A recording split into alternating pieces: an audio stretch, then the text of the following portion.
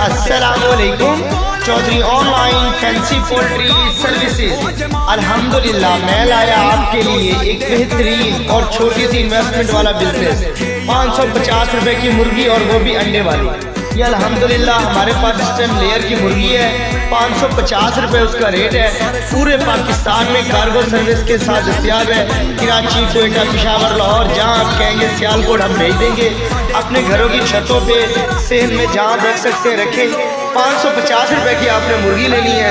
आजकल वैसे भी ब्रॉयलर का गोश्त 400 रुपए किलो है और मुर्गी का वजन कम से कम 1.5 किलो से ऊपर होगा। खाली अगर आप गोश्त के रेट पे भी लें तो वो इससे ज़्यादा की बनती है। लेकिन आपके लिए ये बेहतरीन ऑफर है कि डेली मुर्गा, ये जो मुर्गी है ये डेली अंडा देती है लेयर वाली।